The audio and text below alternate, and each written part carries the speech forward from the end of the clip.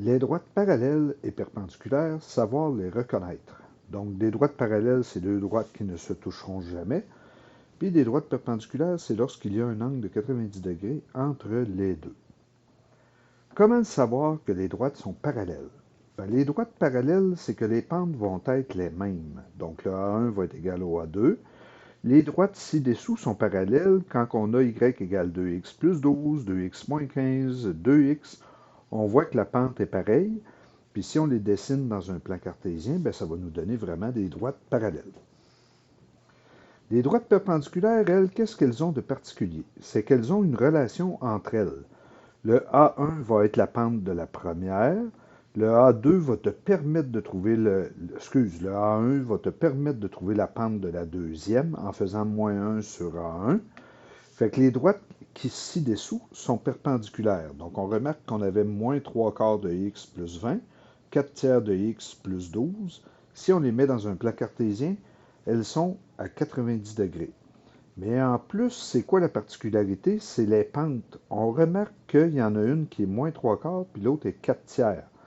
Donc, toujours une négative, une positive.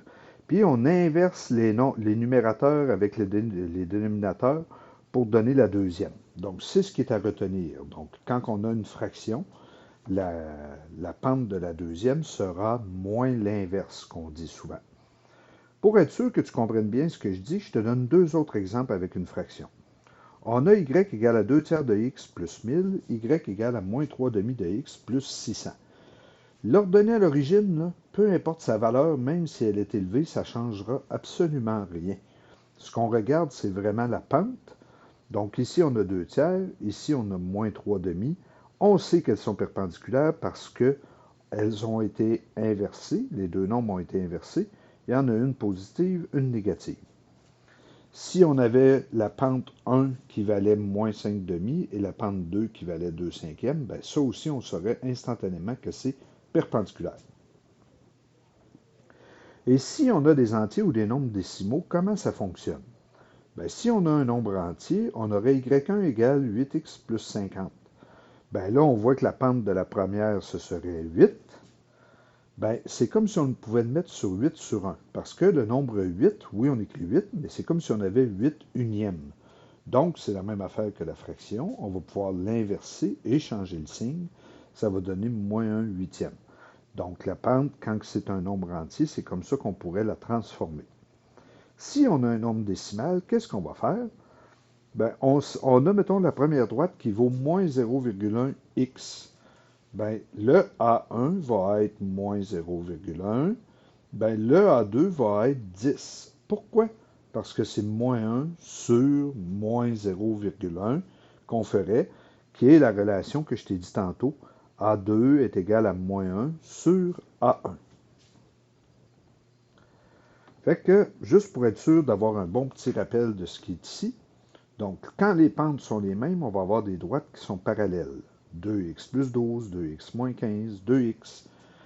Quand on a une relation spéciale comme ceci, on sait que les droites vont être perpendiculaires. Si on n'a pas cette relation-là, les droites vont juste être séquentes, qu'on dit. Elles vont se croiser. Fait que si on a une fraction, rappelle-toi qu'on inverse le numérateur avec le dénominateur, puis on change de signe. Si on a un nombre entier, on le met sous forme de fraction, puis on fait la même chose que la fraction. On va changer le signe, puis inverser les deux nombres. Puis si on a un nombre décimal, on va juste prendre le nombre décimal, puis on va faire moins 1 sur la valeur qui vaut, puis on va donner la réponse qui est moins 2. Voyons voir si tu as compris. Parmi les équations suivantes, sélectionne celles qui sont parallèles entre elles. Donc, comme dans les vidéos précédentes, je vais stopper la vidéo, tu vas avoir une petite question, puis tu vas devoir sélectionner quelles droites sont parallèles 2 à 2 ensemble. Donc, j'espère que l'exercice a bien été. Voici la correction. Donc, on s'apercevait que la Y1 était parallèle à la Y8 parce que le taux de la pente, donc la pente, est la même. Le 3 quarts avec le 0,75 était moins évident parce que c'est un nombre à virgule, Mais ça aussi, il faut être capable de les reconnaître. Au pire, tu mets le 3/4 en nombre à virgule pour le voir bien. 4 tiers avec 4 tiers, ça se voyait très bien.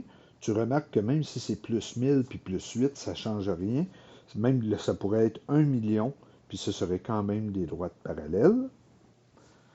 Puis là, est-ce que 4 tiers plus 8, 4 tiers de x plus 8, 4 tiers de x plus 1000, puis moins 4 tiers de x plus 3 sont parallèles entre elles? Ben non, elles ne le sont pas.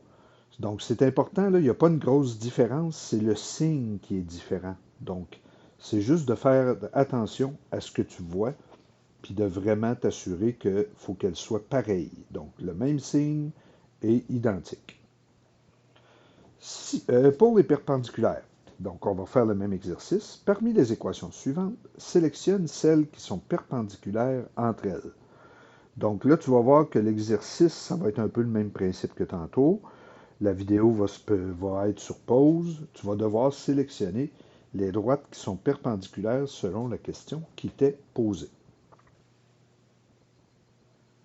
J'espère que l'exercice a bien été. Voici la correction. Donc, la première avec la deuxième sont perpendiculaires. Puis là, c'était facile parce que c'était comme si j'avais moins 2 unièmes. Ça devient une demi. Là, tu remarques que je ne fais pas l'allusion à l'ordonnée à l'origine, c'est voulu. Donc, là, si le moins 2 et le 1/2 étaient perpendiculaires, ben, automatiquement, la 2 avec la 8 était perpendiculaire aussi. Le 3/4, ben, on s'aperçoit que là, elle est perpendiculaire au moins 4 tiers. Donc, on a pris le 3 et le 4, on les a inversés, on a changé le signe. Donc, la 3 avec la 5 sont perpendiculaires. Puis, le 3/4 de tantôt, ben, c'est 0,75. Celle-là là, est moins évidente. C'est pour ça que je t'ai déjà expliqué dans une des vidéos qu'on essaye de garder les fractions. Parce qu'avec les fractions, c'est beaucoup plus facile de voir si c'est perpendiculaire qu'avec des nombres décimaux. Donc, c'est la seule raison pourquoi je te conseille de garder les fractions. Le y6 égale 2x plus 40 est perpendiculaire à moins 0,5x plus 50. Encore là, c'est un nombre à virgule, donc c'est pas nécessairement facile à voir, mais rappelle-toi la relation, c'est moins 1 sur 2. Ben, moins 1 sur 2, c'est moins 0,5 en nombre décimal. Et la dernière, encore une fois, qui n'est pas si évidente que ça, moins 0,1 avec 10, ben, c'est perpendiculaire parce qu'on pourrait faire moins 1 sur moins 0,1. Si on pitonne ça sur la calculatrice, ben, ça nous donne 10. Finalement, est-ce que y égale 4 tiers de x plus 8, y égale 4 tiers de x plus 1000, puis y égale 0,75x moins 4, est-ce que c'est perpendiculaire? Ben non, pour la même raison que tantôt. Donc, c'est pratiquement la même raison que tantôt. Il faut vraiment que ce soit moins 3/4. Donc, c'est important, là, une positive, une négative. Donc, c'est pour ça que ici, si ça avait été moins 0,75, oui, ça aurait été perpendiculaire. Fait que seulement pour être sûr, un rappel du rappel, comme je dis, parce que c'est la deuxième fois que tu vois cette diapo-là. Moi, ce que je veux que tu retiennes, c'est que les droites parallèles, les pentes vont être les mêmes. Les droites perpendiculaires, là, il y a une relation spéciale qui est que la première va te permettre de trouver la deuxième en faisant moins 1 sur A1. Si c'est des fractions, moins l'inverse.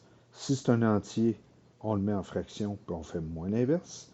Si c'est un nombre décimal, ben on fait vraiment la relation moins 1 sur 0,5, puis on pitonne sur la calculatrice, ça va nous donner moins 2.